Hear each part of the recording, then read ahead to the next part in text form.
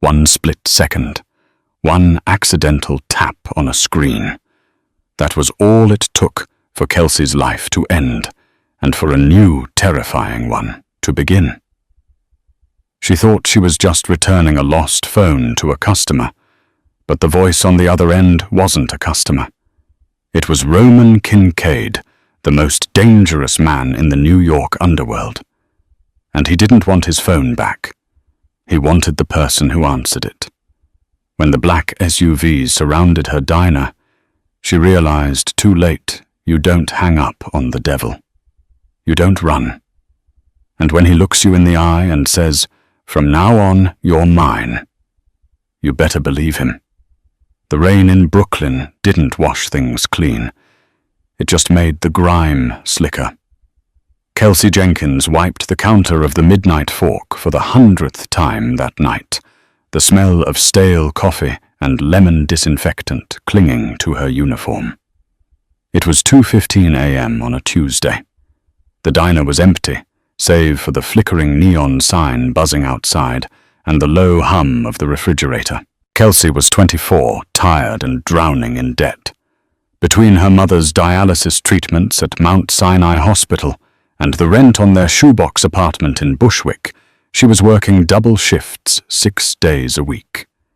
She brushed a stray lock of brown hair from her forehead, her eyes drifting to the corner booth. The guy in the grey hoodie had left 10 minutes ago. He had been nervous, jittery. He'd ordered a black coffee, didn't drink it, and left a $20 bill for a $2 drink. That was when she saw it. Wedged between the vinyl seat cushion and the wall was a phone. It wasn't a smartphone. It was a cheap black burner phone, a plastic brick that looked like it belonged in 2005. "Hey, sir!" Kelsey shouted, grabbing the device and running toward the door. She pushed out into the cold rain, scanning the street. Atlantic Avenue was deserted. The tail lights of a sedan were fading around the corner, disappearing into the mist. "Great," she muttered, shivering as the rain soaked her thin apron. "Just great." She walked back inside, drying the phone on her apron.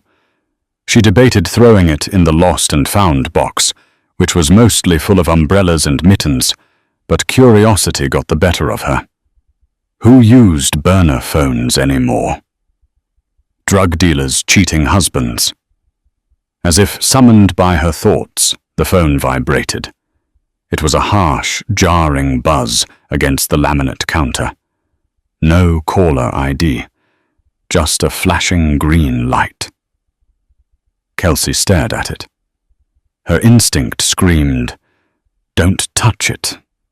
It wasn't her business. But what if the guy realized he lost it and was calling to get it back? If she helped him, maybe he'd tip even better than the 20. God knew she needed the money for the electric bill.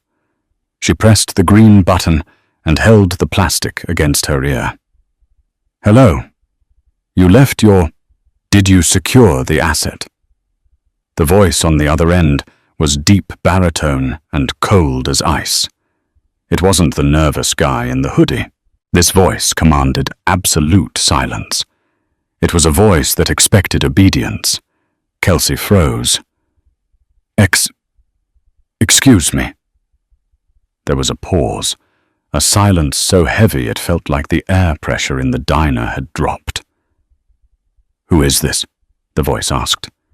The tone had shifted from business to something lethal. I'm the waitress." Kelsey stammered, her hand trembling. "A customer left this phone at the Midnight Fork. I was just answering to, where is the man who had this phone? He left. I don't know where he went. Look, I can just leave it under the mat. Or, listen to me very carefully," the man interrupted. His voice was terrifyingly calm. "Do not hang up. Do not turn that phone off. Do not leave the building."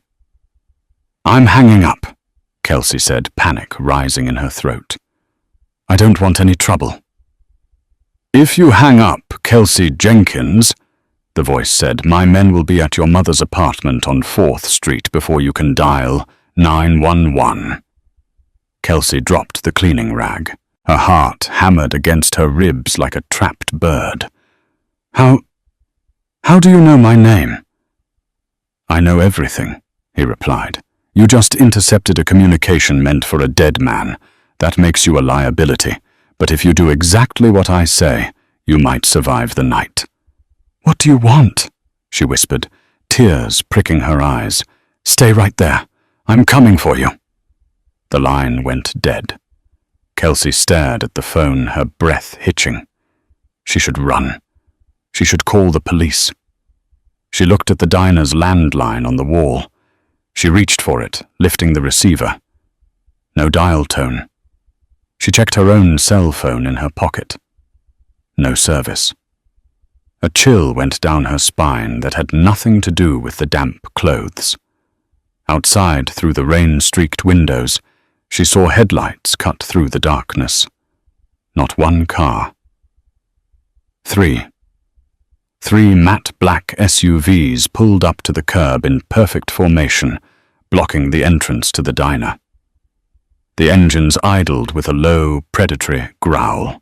Kelsey backed away from the window, retreating behind the counter. She grabbed the handle of the bread knife she used to slice bagels. It felt ridiculously small. The front door chimed a cheerful ding-dong that sounded grotesque in the silence. Two men entered first. They were giants wearing dark suits that strained against their shoulders. They scanned the room with professional indifference, their hands hovering near their waistbands. Then the third man walked in. He was different. He didn't look like a thug. He looked like a king walking among peasants. He was tall, well over 6 feet, wearing a charcoal 3-piece suit that probably cost more than the entire diner. His hair was dark, swept back, and his eyes were the color of steel. He had a sharp jawline covered in light stubble and a small, jagged scar running through his left eyebrow. He didn't look around. He looked straight at Kelsey. He walked to the counter, his polished shoes clicking softly on the checkered tiles. He stopped right in front of her, the smell of expensive cologne, sandalwood, and tobacco overpowering the smell of grease. He held out a hand. The phone. Kelsey's hand shook violently as she placed the burner phone in his palm. He slipped it into his pocket without breaking eye contact. Kelsey, he said. It wasn't a question.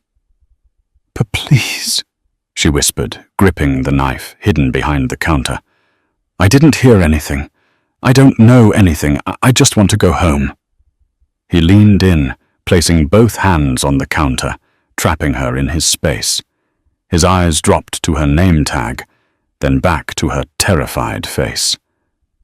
You heard my voice, he said softly, and you're holding a knife behind your back. A serrated bread knife, Wusthof brand, dull blade. Kelsey gasped and dropped the knife.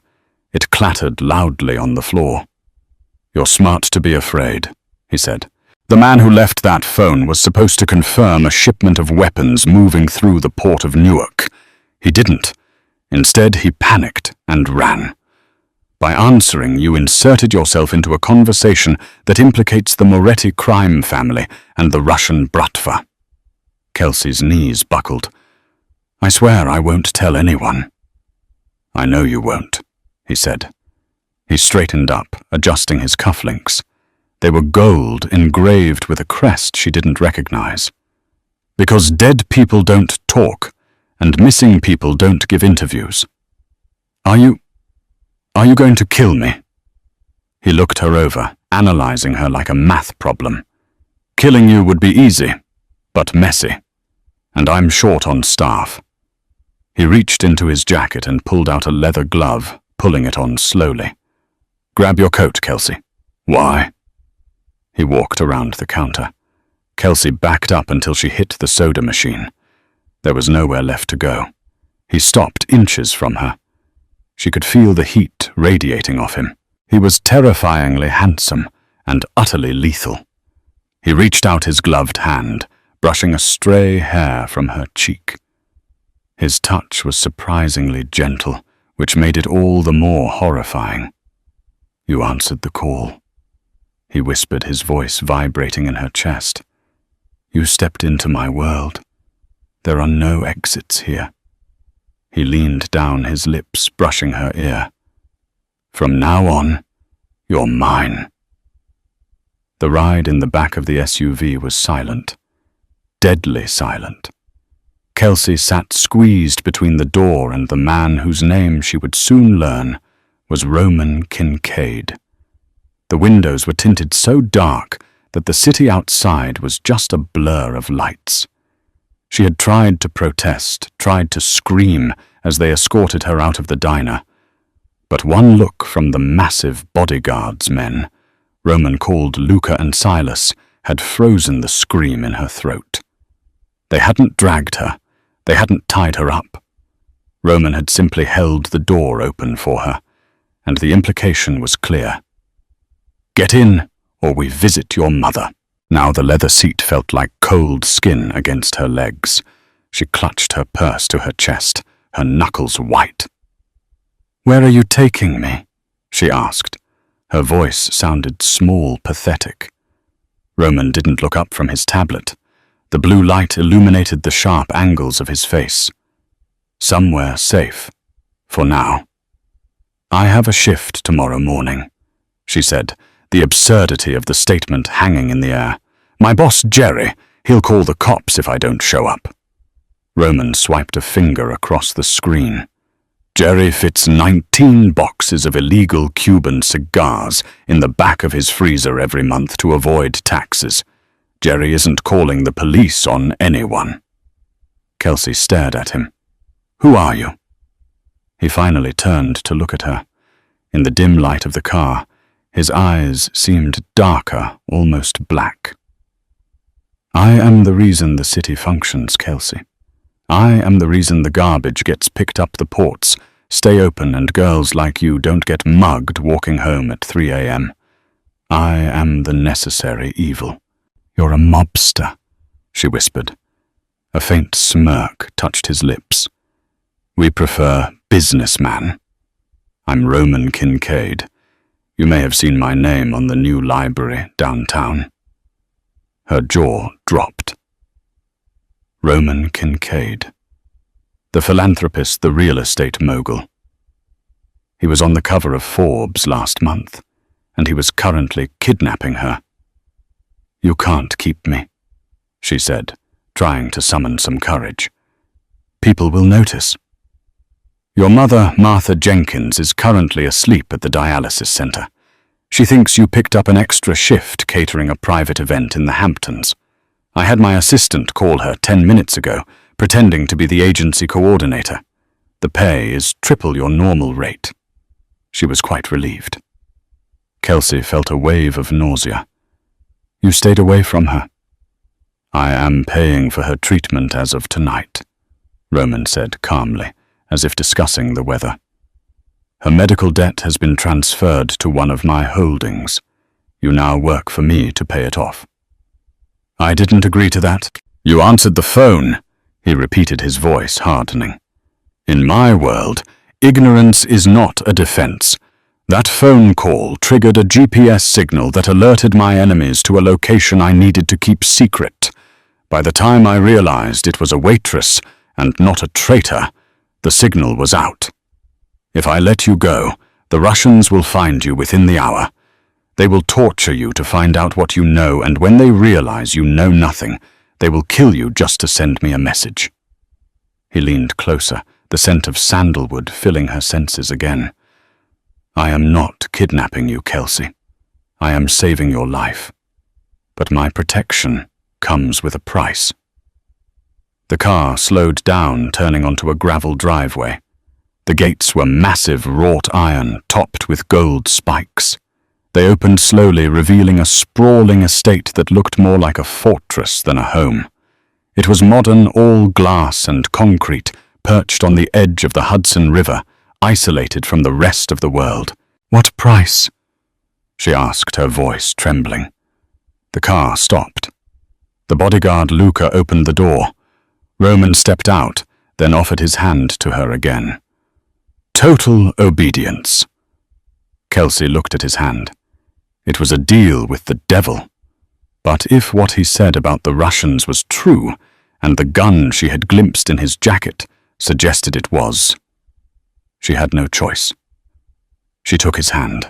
His grip was firm, possessive. He pulled her out of the car, not letting go, even when she was standing on the gravel. "Welcome home, Kelsey," he said. They walked toward the massive oak double doors. The house was cold, minimalist, and intimidating. White marble floors, abstract art that looked like violent slashes of red paint, and silence. So much silence.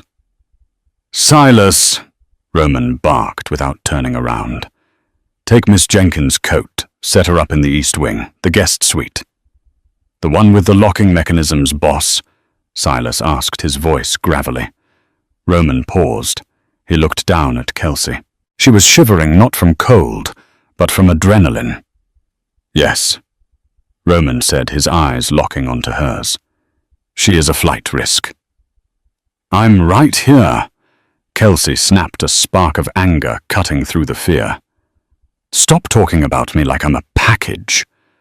Roman raised an eyebrow. He seemed amused. "You are a package, Kelsey. You are a package that holds the encryption key to a $20 million deal. You just don't know it yet." "What are you talking about?" "The phone," he said. "It scans biometrics, voice recognition. When you spoke, it recorded your voice print. The system locked. It thinks you are the courier now. Until my tech team can bypass it, you are the only one who can unlock the encrypted files." He stepped closer, backing her against the cold marble wall of the foyer. He placed a hand on the wall beside her head. "So you see," he murmured, his face inches from hers. "I can't let you go. You are literally the key to my empire right now." He reached out and touched her chin, tilting her face up. His thumb brushed over her lower lip. Kelsey's breath hitched. For a second, she thought he was going to kiss her. The tension was electric, terrifying, and confusing. "Get some sleep," he said abruptly, pulling away. "Tomorrow we begin." "Begin what?" she asked breathlessly. "Reshaping you," he said, turning his back and walking toward the staircase. "If you are to survive being by my side, you cannot be a waitress anymore. You need to be a queen." He stopped at the first landing and looked back. "And Kelsey, yes, don't try to run. The dogs are faster than you, and they haven't been fed." Kelsey woke up to the smell of fresh espresso and the feeling of thread counts she couldn't afford to imagine, let alone buy. The room was vast, bathed in the morning light reflecting off the Hudson River. She sat up, the silk sheets pooling around her waist.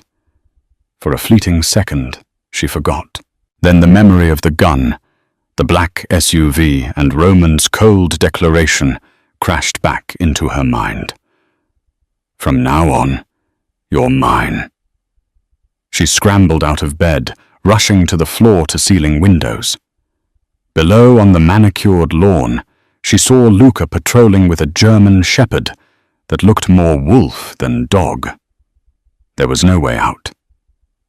The door to the bedroom opened. Kelsey spun around, grabbing a heavy crystal vase from the nightstand. It wasn't Roman. It was a severe-looking woman in a grey suit holding a garment bag. "Put the vase down, Miss Jenkins," the woman said, her voice dry. "It's a Ming Dynasty original. If you break it, you'll add another $40,000 to your debt." Kelsey lowered the vase, but didn't let go. "Who are you?" "I am Mrs. Gable, house manager. Mr. Kincaid requires your presence in the study in 30 minutes. You are to shower and dress." She hung the bag on the wardrobe door. "Do not keep him waiting. He is in a foul mood this morning, Mrs." Gable left as quickly as she had arrived. Kelsey opened the bag. Inside, was a dress that looked like it belonged on a runway, a structured crimson sheath dress by Versace, tailored to perfection. Next to it were matching heels and a set of diamond stud earrings. "I'm not his doll," Kelsey muttered, throwing the dress onto the bed. She showered, scrubbing the diner grease from her hair, but refused to put on the dress. Instead, she put her dirty uniform back on the stained apron, the jeans with the hole in the knee, and her worn-out sneakers. When she walked into the study 30 minutes later, the air in the room shifted instantly. Roman was standing behind a massive mahogany desk reviewing documents. He looked up, his eyes narrowing as they swept over her outfit. He was impeccable in a navy suit, a Patek Philippe watch glinting on his wrist. "I gave specific instructions," Roman said, his voice low. "I'm not wearing your clothes," Kelsey said, crossing her arms. She tried to look brave, but her heart was hammering. "I'm not your girlfriend. I'm your prisoner. Prisoners wear uniforms. This is mine." Roman slowly placed his pen down. He walked around the desk, closing the distance between them. The sheer size of him was overwhelming. "You are stubborn," he said, stopping a foot away. "I admire that. Usually. Let me go, Roman. I won't tell the Russians anything." "The Russians know you have the voice key," Roman said. "My security team intercepted a chatter on the dark web an hour ago. Nikolai Volkov, the head of the Bratva, has put a $5 million bounty on your head. Alive." Kelsey's blood ran cold. $5 million. You are a walking ATM to them. If they catch you, they will force you to unlock the files. Drain my accounts and then... He trailed off, his eyes darkening. "Let's just say you are safer in this room with me than you are anywhere else on the planet." He reached out his fingers, hooking under the strap of her dirty apron. "But if you are going to stay here, you will play the part. Tonight we are going to the Met Gala. It's a charity benefit, but for men like me, it's a boardroom." "The Met Gala." Kelsey laughed nervously. "I serve coffee, Roman. I don't do galas." "You do now," he said, tugging the apron gently. "Because the only way to keep Volkov from storming this house with a private army is to show him that you are not a hostage. We have to show him that you are with me, that you belong to me. If he thinks you're my lover, he will hesitate. Killing a rival's woman starts a war. Kidnapping a random waitress is just business." Kelsey stared at him, processing the twisted logic. "So I have to pretend to be yours. In public, yes," Roman said. His gaze dropped to her lips. "You have to look at me like you love me. You have to touch me like you own me. Can you do that, Kelsey?" "I don't even like you," she spat. Roman smirked, a dangerous glint in his eyes. "That's a start. Passion is passion. We can work with hate." He suddenly ripped the apron off her neck. The sound of tearing fabric echoed in the quiet room. "Go change," he ordered, his voice dropping an octave. "And burn these rags. If you walk out of that room looking like a victim again, I will dress you myself." Kelsey glared at him, clutching her chest. She wanted to slap him, but beneath the anger there was a terrifying thrill. He was a monster, yes, but he was a monster who was building a wall between her and the wolves. "Fine," she hissed, "but I'm keeping the sneakers." "Wear the Louboutins," he called after her as she stormed out. "Red soles, they match the blood you're about to step into." The interior of the Pierre Hotel ballroom was a kaleidoscope of gold leaf crystal chandeliers and old money. Kelsey felt like an imposter. The red Versace dress fit her like a second skin, accentuating curves she usually hid under baggy t-shirts. Her hair had been styled into sleek Hollywood waves, and a diamond necklace worth more than her entire neighborhood sat heavy on her collarbone. Roman's hand was on the small of her back, a warm, heavy weight that grounded her. "Breathe," he whispered in her ear as the cameras flashed. "Smile. You're the Queen of New York tonight." "My feet hurt," she whispered back, flashing a dazzling smile at a photographer from Vogue. "I'll buy you a foot massage spa tomorrow," he murmured. "Just keep walking." They moved through the crowd. Kelsey recognized faces she had only seen on TV: senators, tech, billionaires, actresses. They all looked at Roman with a mixture of respect and fear, and they looked at her with curiosity. "Kincaid!" a booming voice called out. A short, balding man with a thick cigar approached them. "Didn't think you'd show your face after the Newark shipment went dark." "Senator." Roman nodded politely, his grip on Kelsey tightening slightly. "Hiccups happen. This is Kelsey." The senator looked Kelsey up and down, his eyes lingering on her chest. "Charmed. Didn't know you had a soft spot, Roman. Usually your dates are temporary." "Kelsey is not temporary," Roman said, his voice turning steel-hard. "She is the future." Kelsey felt a blush rise to her cheeks. He was a good liar. "Enjoy the evening," Roman said, steering her away. They reached the bar. Roman ordered a whiskey, neat. Kelsey asked for water. "You're doing well," Roman said, taking a sip. "But relax your shoulders. You look like you're waiting for a fight." "I am," she muttered. "You said a Russian hit squad wants me." "Not here. Too many witnesses. This is neutral ground." "Is that him?" Kelsey asked, freezing. Across the room, standing near a towering ice sculpture, was a man. He was pale with white blonde hair and eyes that looked like shattered glass. He was watching them. He raised a glass of vodka in a mock toast. "Nikolai Volkov." Roman confirmed, his jaw tightening. "Don't look at him." "He's coming over," Kelsey whispered. Volkov moved through the crowd like a shark in water. The people parted for him, sensing the danger. He stopped in front of them. "Roman Volkov," said, his accent thick and heavy. "And the mystery woman, the voice on the line." "Walk away, Nikolai," Roman warned. "She is beautiful," Volkov said, ignoring him. He reached for Kelsey's hand. Roman stepped in front of her, blocking him. The tension in the air was so thick it was suffocating. The music seemed to fade away. Security guards from both sides, tensed up hands moving inside jackets. "Touch her," Roman said softly, "and I will burn Moscow to the ground." Volkov laughed, a dry, humorless sound. "Always so dramatic, Kincaid. I just wanted to introduce myself. I'm a businessman like you." Perhaps the girl would prefer a better offer.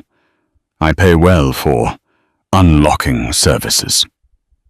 Kelsey stepped out from behind Roman. She knew men like Volkov. She had served them at the diner, the ones who thought money bought permission. "I'm not for sale," Kelsey said, her voice steady despite her fear. "And I don't like vodka." Volkov's eyes widened slightly, surprised by her boldness. Then he sneered. "A waitress with a tongue. How quaint. Enjoy your night, Roman. The ride home is always the most dangerous part." He turned and walked away. "You shouldn't have provoked him," Roman said, but there was a hint of pride in his voice. "I wasn't going to let him talk to me like cattle," she retorted. "Come on," Roman said, checking his watch. "We're leaving. Now." "Why, the main speech hasn't started." "Volkov just gave the signal," Roman said, scanning the room. "He said the ride home." That's a threat. He's not waiting for us to leave the city. He's going to hit us tonight." They moved toward the exit, moving fast. As they passed the kitchen service doors, Kelsey stopped. "Wait," she said, grabbing Roman's arm. "We don't have time. Look at that waiter," she whispered, nodding toward a man holding a tray of champagne flutes near the side exit. "The one with the scar on his neck. What about him? He's holding the tray with his left hand, but his right hand is hovering over his waistband. And he's wearing Magnum tactical boots. Waiters wear non-slip dress shoes. I know. I buy them." Roman looked. He saw the boots. He saw the posture. "Smart girl," Roman breathed. "That's a hitman." Roman grabbed her hand. "Change of plans. We're not taking the side exit. We're going through the kitchen." As they turned, the waiter saw them. He dropped the tray. The sound of shattering glass was followed immediately by the pop, pop, pop of a suppressed pistol. "Down!" Roman roared. He tackled Kelsey to the ground as a bullet shattered the marble pillar behind where her head had been a second ago. Screams erupted in the ballroom. Chaos ensued. "Move!" Roman yelled, pulling her up. They sprinted into the kitchen. Roman pulling a sleek black handgun from his tuxedo jacket. "You brought a gun to a charity gala," Kelsey yelled, running in heels. "I bring a gun to the shower. Kelsey, keep moving." The kitchen was a labyrinth of stainless steel and terrified staff. Roman moved with military precision, shoving Kelsey behind industrial ovens as he fired back at the two men chasing them. They burst out into the back alley. The rain had returned heavy and cold. "Luca!" Roman shouted into his earpiece. "Alleyway, now!" One of the black SUVs screeched around the corner tires, smoking. The back door flew open. "Get in!" Roman shoved Kelsey inside and dove in after her. "Go, go, go!" Roman screamed at the driver. The SUV peeled out, fishtailing on the wet asphalt. Behind them, another car. A grey sedan roared in pursuit. Kelsey was hyperventilating. She was soaked, her beautiful dress ruined, her knees scraped. Roman was reloading his weapon, his face a mask of concentrated rage. "Are you hit?" he asked, scanning her body. "No, I don't think so," she stammered. "Keep your head down." Bullets pinged against the back of the SUV. The armored glass held spider webbing under the impact. "They have automatic weapons," Luca shouted from the front seat. "Boss, they're trying to box us in." They were speeding down Fifth Avenue, weaving through traffic. The chase was like something out of a movie, but the fear was metallic and real in Kelsey's mouth. "Give me the phone," Roman demanded, holding out his hand. "The burner." Kelsey fumbled in her purse. "Why?" "Volkov is tracking the signal. That's how they found the exact exit. I need to kill it." "But you said the data." "To hell with the data," Roman roared. "I'm not losing you." He grabbed the phone, rolled down his window, and hurled the device out onto the street. It shattered against the pavement, disappearing under the wheels of the chasing car. "There!" Roman yelled. "No signal, Luca, lose them." Luca yanked the wheel hard to the right, drifting into a narrow side street in Chelsea. The SUV bounced over a curb. The pursuing car missed the turn, skidding past them. Silence returned to the car, broken only by the heavy breathing of the men and Kelsey's quiet sobs. Roman sat back, running a hand through his wet hair. He looked at Kelsey. She was shaking violently. He didn't speak. He simply reached out and pulled her across the seat, burying her face in his chest.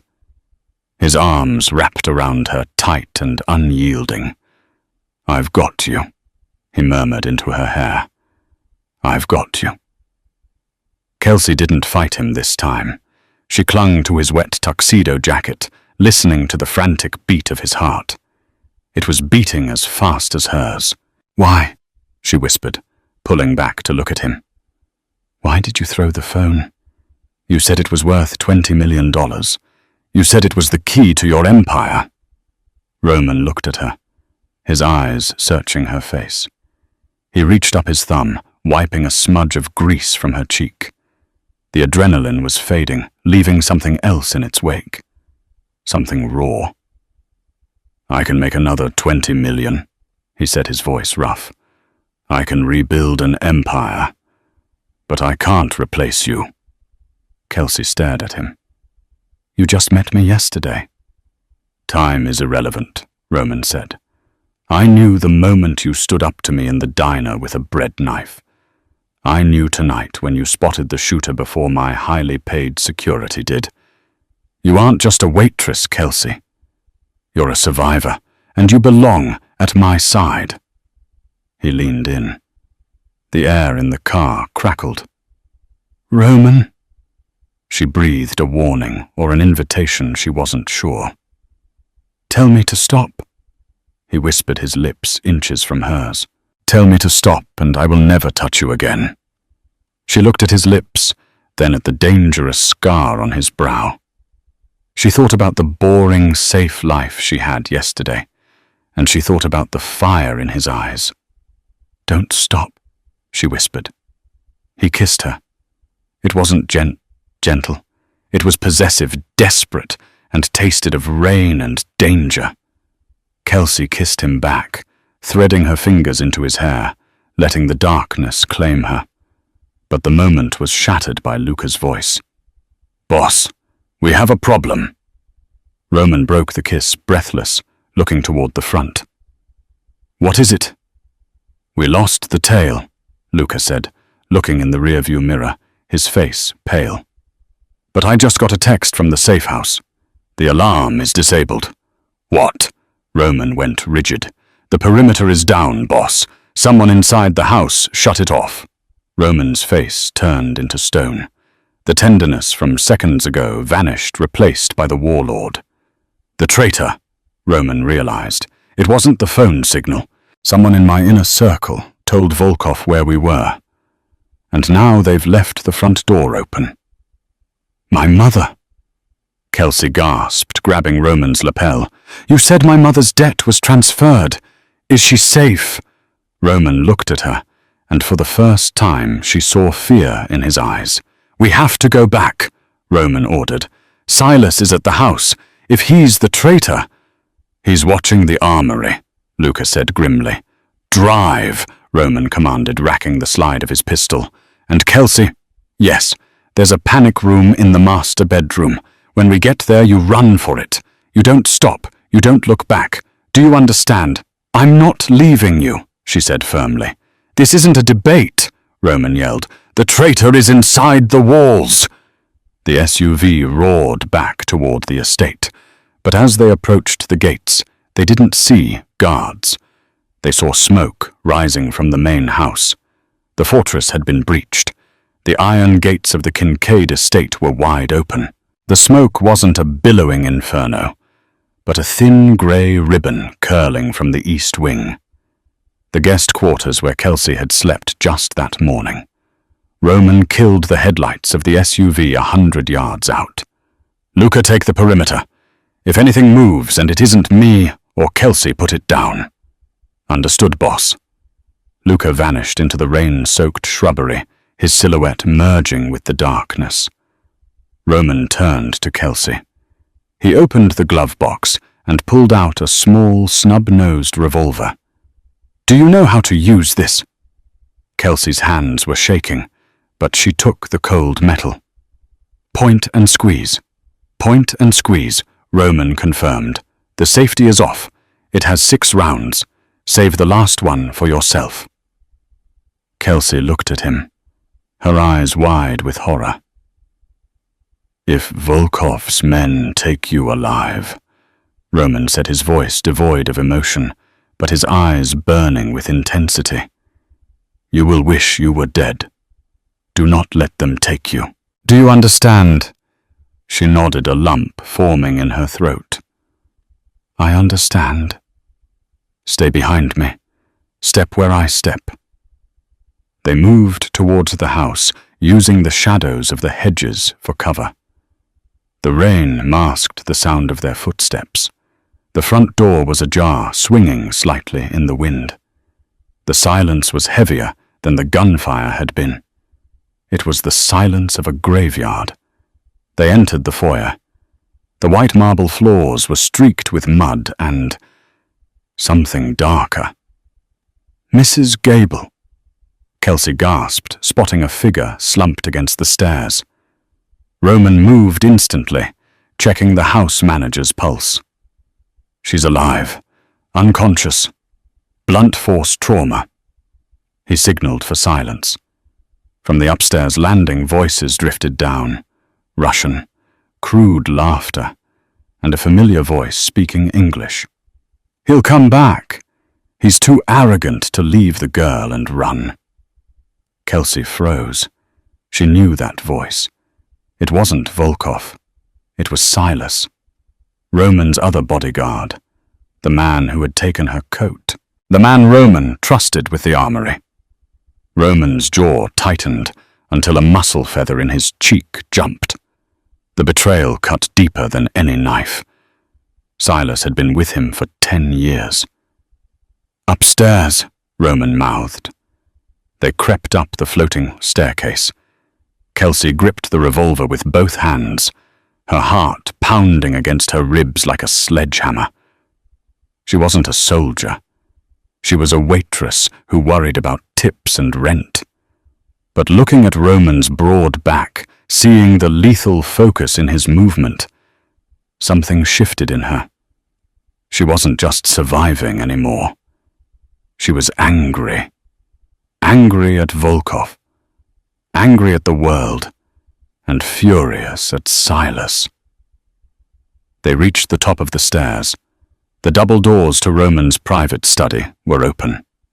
Inside, Nikolai Volkov was sitting in Roman's leather chair, his feet up on the desk. He was swirling a glass of Roman's finest scotch. Silas was standing by the window, holding an assault rifle watching the driveway. He's here, Silas said, suddenly, spotting the abandoned SUV. Show yourself, Roman! Volkov shouted, his voice echoing through the house. Come out, and I might make the girl's death quick. Roman stepped into the doorway, his gun raised. Kelsey stayed tucked against the wall behind him, unseen. Get out of my chair, Nikolai, Roman said, his voice eerily calm. Volkov laughed, clapping his hands. There he is, the King of New York, looking a bit wet, Roman. Silas, Roman said, ignoring the Russian. He looked at his man. Why? Silas didn't look ashamed. He looked hungry. 10 years, Roman. I took bullets for you. I cleaned up your messes. And for what? A salary while you make millions. Nikolai offered me a seat at the table, a territory of my own. You don't have the head for business, Silas, Roman said coldly. You're a hammer. Hammers don't build houses. They just break things. I'm about to break you, Silas sneered, raising his rifle.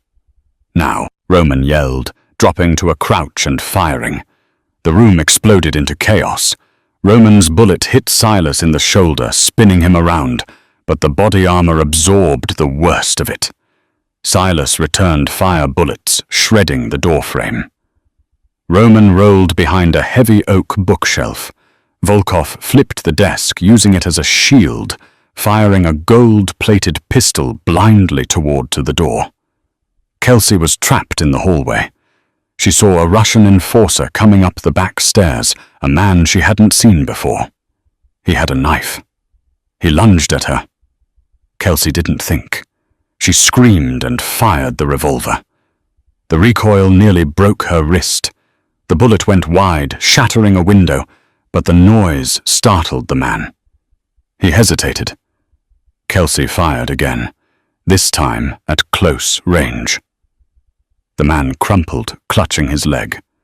She scrambled over him, rushing into the room where Roman was pinned down. Kelsey, stay out, Roman roared, reloading. "I can't!" she yelled, sliding behind the bookshelf next to him. "There's more coming from the back." Silas was advancing, suppressing them with automatic fire. Wood chips and plaster rained down on them. Roman checked his magazine. 2 rounds left. "I'm going to draw his fire," Roman said, gripping her arm. "When he turns, you run for the panic room." "No." Kelsey grabbed his lapel. "I am not leaving you." "Kelsey, listen to me." "No, you listen," she snapped, her eyes blazing. "Silas is wearing body armor. You can't shoot him in the chest, but he's not wearing a helmet." Roman looked at her, stunned by her tactical clarity in the middle of a firefight. "Distract him," Kelsey whispered, handing Roman her revolver. "I have an idea." "This is insanity." "This is marriage material," she shot back. "Do it." Roman smirked, a dark, blood-soaked grin. "On 3. 3. The word was a roar, a command that shattered the stale air of the study. Roman didn't just stand up. He exploded from behind the heavy oak bookshelf with the ferocity of a cornered lion. He didn't aim at Silas, whose rifle was spitting fire and shredding the spine of the books shielding them. He didn't aim at Volkov, who was cowering behind the overturned mahogany desk. Roman threw his head back, aiming both weapons, his sleek semi-automatic and Kelsey's small revolver, at the ceiling. Specifically, at the gold-plated chain holding up the massive crystal chandelier. Bang! Bang! Bang! The gunshots were deafening in the enclosed space. The chain, already stressed by decades of gravity, sparked as the bullets sheared through the metal links. With a groan that sounded like a dying beast, the steel gave way. Silas looked up, his tactical instincts failing him for the first time. He saw 1,000 shards of crystal refracting the light, descending like a glittering guillotine. He tried to dive, scrambling for the cover of the window alcove, but he was too slow. The chandelier crashed into the floor with the force of a bomb. The sound was absolute, a cacophony of shattering glass and twisting metal that vibrated in Kelsey's teeth. A cloud of plaster dust and crystal shards billowed up instantly, blinding everyone in the room. "My legs! God, my legs!" Silas screamed, his voice ragged and wet. He was pinned under the twisted brass frame, the rifle knocked from his grip, sliding across the parquet floor into the shadows. For a moment, there was only the sound of Silas's whimpers and the settling dust. Kelsey pressed her hands over her ears, coughing, her eyes stinging. The room was a wreck. The beautiful library was now a war zone. "Roman?" she whispered, terrified of the silence. "You missed one," a voice sneered from the haze. Nikolai Volkov stood up from behind the desk. He was covered in white dust, looking like a ghost, but the gold-plated Desert Eagle in his hand was very real, and it was pointed directly at Roman's chest. Roman was standing in the open, his arms lowered. His slide was locked back. He was out of ammunition. He had spent everything on the chandelier. "A valiant effort, Kincaid." Volkov laughed, the sound dry and humorless. "Dropping the ceiling very theatrical, but ultimately you are empty and I am not." Roman didn't flinch. He didn't beg. He simply stared at the Russian with cold, steel eyes. "If you're going to shoot Nikolai, do it. I'm tired of hearing you talk." "As you wish." Volkov smiled, his finger tightening on the trigger.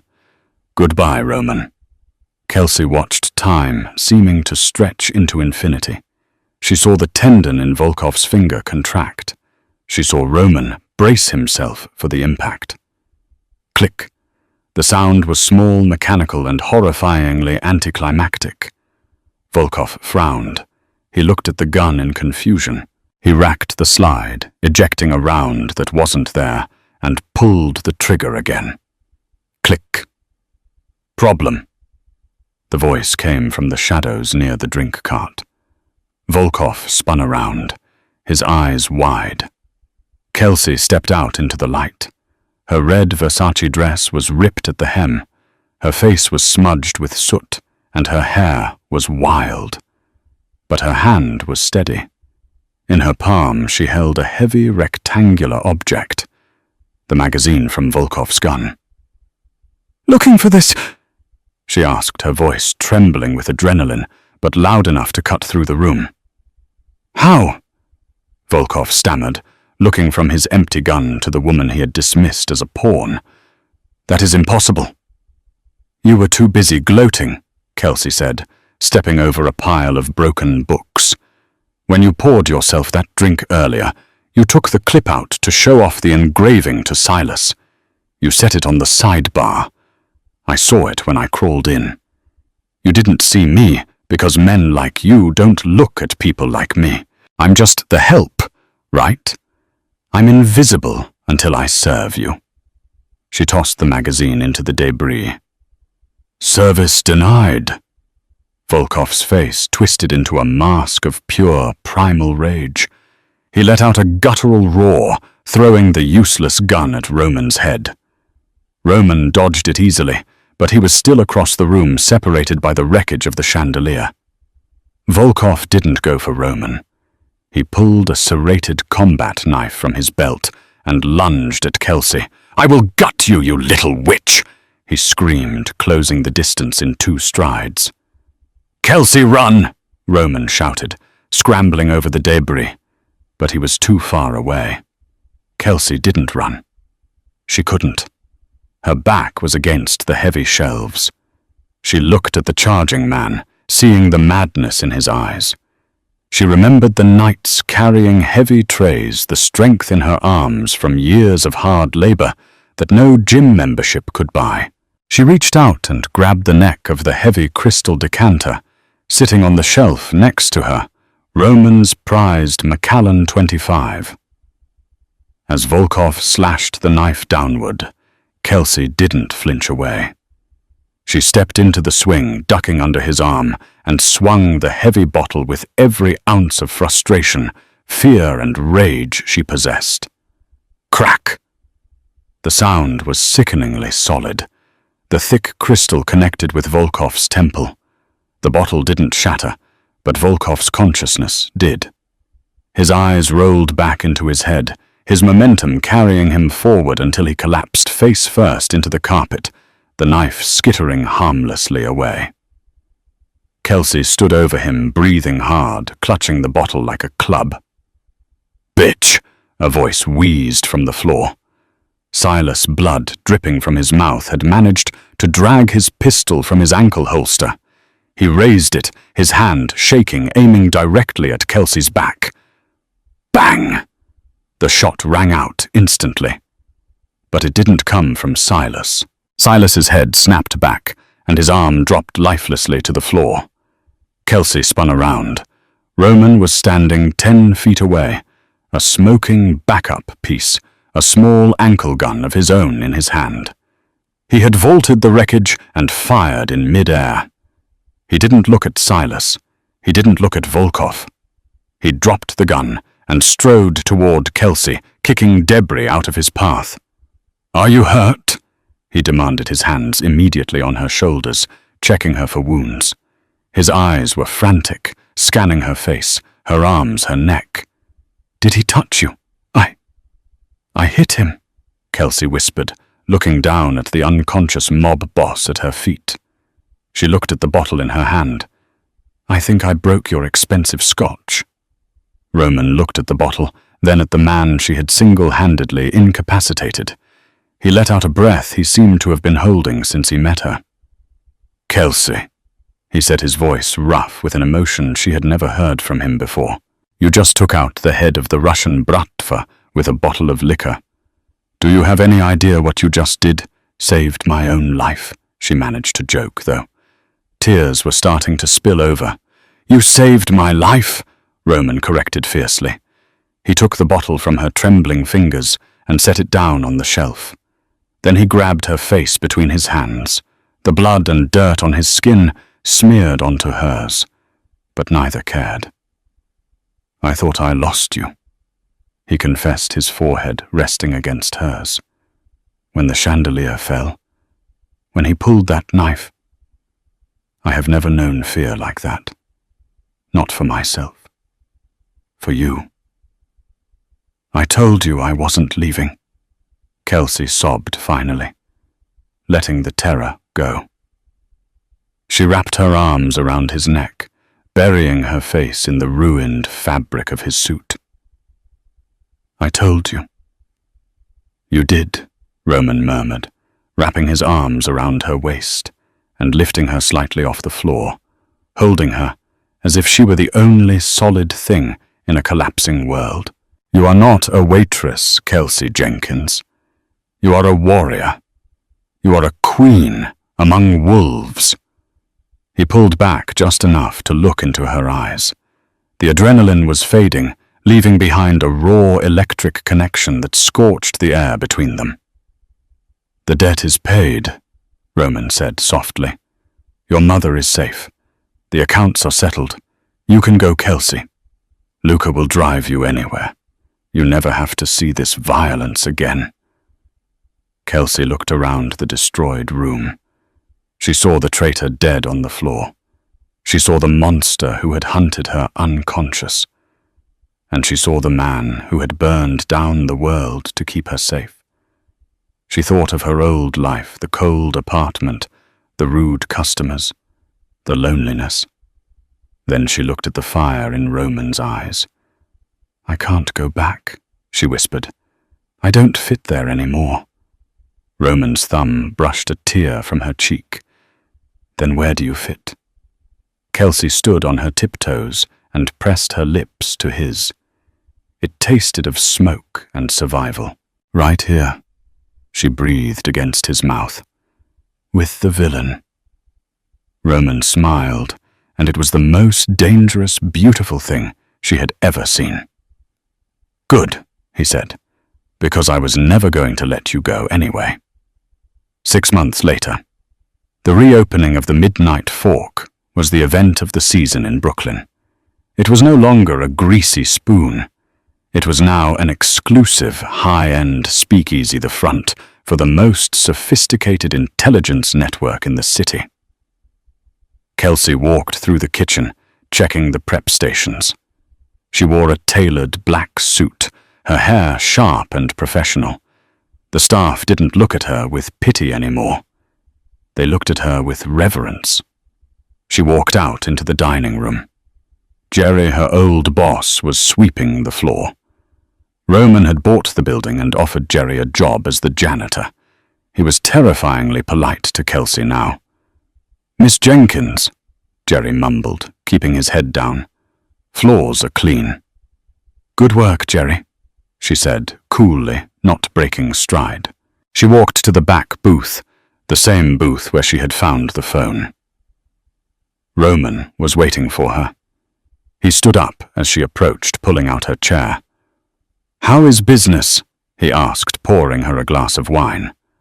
"The shipments are secure," Kelsey said, sitting down. "And the Russians are quiet. Volkov sent the peace treaty this morning. He knows better than to cross us again." Roman took her hand across the table. His thumb traced the diamond ring on her finger, a rock so big it practically had its own zip code.